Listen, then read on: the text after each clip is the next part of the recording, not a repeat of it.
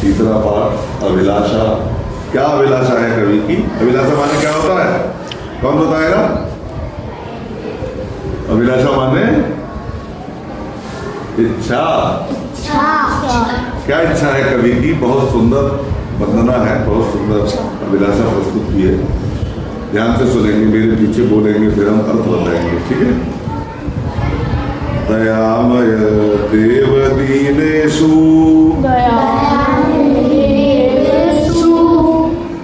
दया दृष्टि सदा देया।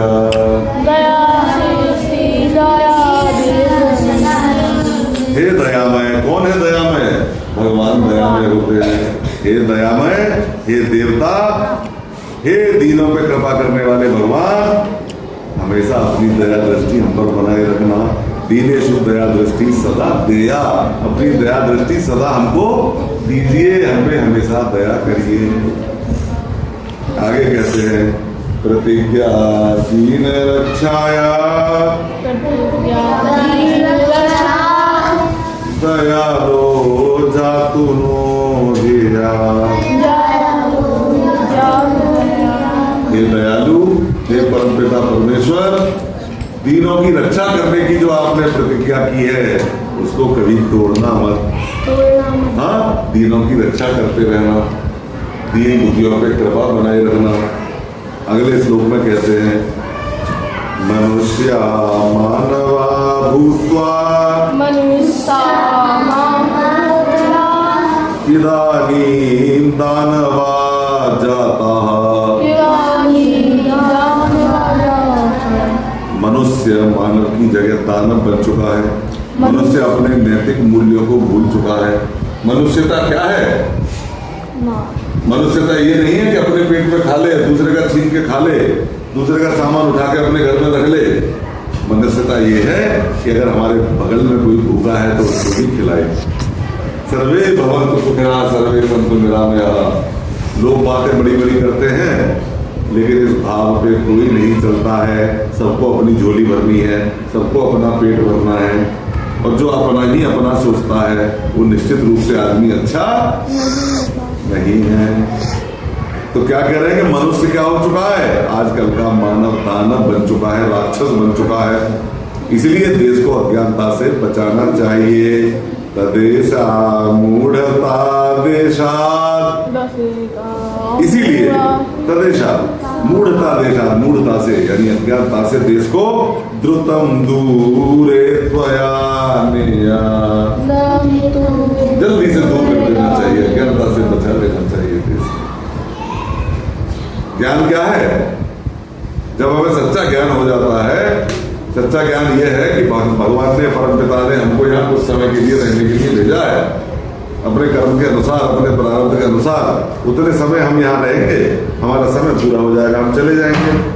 तो किस बात की हाय हाय करनी? किस बात का कि ये भी मेरा, ये भी मेरा, मैं इनको भी लूट लूँ, मैं इनको भी लूट लूँ, इनका भी छीन लूँ, सबका छीन के अपने घर में बन लूँ? क्यों? अरे एक दिन तो हम चले ही जाएंगे। तो भगवान का भजन करिए, अपना भला सोचिए और सबका भी भला सोचिए, किसी का बुरा मत सोचिए। यही मानवता है और यही इंसानियत है। मानव का फर्ज यही है, मानव का कर्म यही है।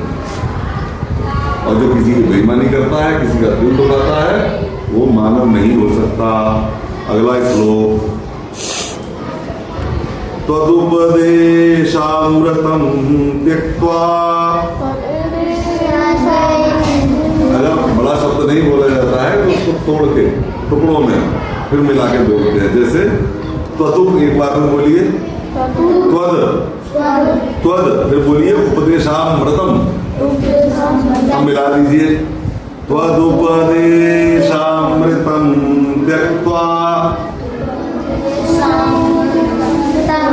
विपन्नो हन्त लोकोऽयम्।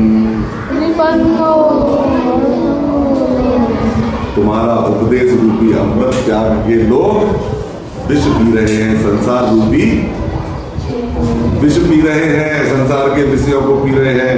भगवान ने जो उपदेश किया है, देखिए धर्म चाहे कोई भी हो, लेकिन उनके मैसेंजर ने, उनके गॉड ने भगवान ने कहीं ना कहीं उपदेश दिया है। तो जिसको भी आप मानते हैं, जिस धर्म को भी आप मानते हैं, हम तो सर्व भगवत सुखनाम में विश्वास करते हैं। हमें सब धर्म प्यारे हैं। जिसका जो धर्म है उसके लिए वो प्यारा है, हमें अपना धर्म प्यारा है, तो अपने धर्म का पालन करना चाहिए। तो जो उपदेश भगवान ने दिए हैं उनको मानना चाहिए। परंतु कवि क्या कह रहा है कि आपके उपदेशों को छोड़कर त्यक्त्वा तदुपदेशामृतम त्यक्त्वा, तुम्हारे उपदेशों को छोड़कर विपन्नो हंत लोकोयम, विष पी रहा है आदमी संसार का। और बातों में, खराब बातों में जा रहा है। जो आपने कहा है उसको नहीं मान रहा है, जो आपने नहीं कहा वो सब काम कर रहा है। तदुद्धाराय चैतेषां प्रभो गीता पुनर्ज्ञेया। हे प्रभु, इनके उद्धार के लिए गीता को एक बार और गाइए। भगवान ने जैसे गीता का उपदेश किया, तो गीता के उपदेश में भगवान ने सारी शंकाओं का समाधान कर दिया। सारी शंकाओं का। अर्जुन प्रश्न पूछने वाला था शिष्य, और गुरु बन गए भगवान कृष्ण स्वयं। सारे प्रश्नों का उत्तर दिया 18 अध्याय में। लेकिन लोगों ने उतना सब जानने के बाद भी उसको आत्मसात नहीं किया, गीता को पढ़ा ही नहीं, उसका चिंतन नहीं किया, उसको हृदय में नहीं रखा। अरे भगवान ने अपने मुंह से बोला है, उनके पास सुनाइए, जिससे कि आदमी की भ्रांति खत्म हो जाए, उसका ज्ञान खत्म हो जाए, सबको ज्ञान हो जाए। और जहाँ ज्ञान होगा वहाँ क्या होगा? वहाँ कष्ट नहीं होगा, वहाँ सुख होगा, संतोष होगा, भगवान की कृपा होगी। जहाँ ज्ञान होगा वहाँ कष्ट होगा, अंधकार होगा, है ना।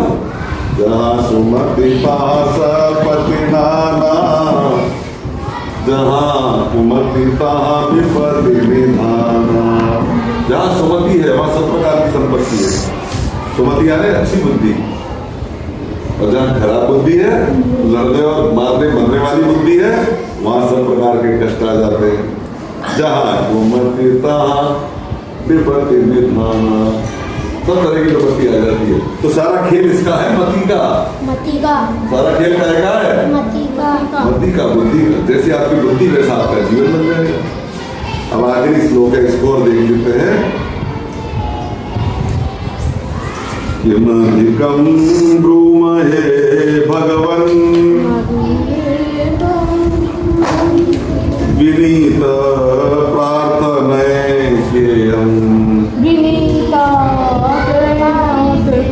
हे भगवान, हम आपसे क्या विनय करें, हम आपसे और क्या प्रार्थना करें प्रभु। यदि बालका स्वीया, बस इतना याद रखिए कि हम आपके बालक हैं। हे भगवान, इतना याद रखना कि हम आपके बच्चे हैं। प्रभु नो विस्मृतिं मेरा, प्रभु नो विस्मृतिं मेरा।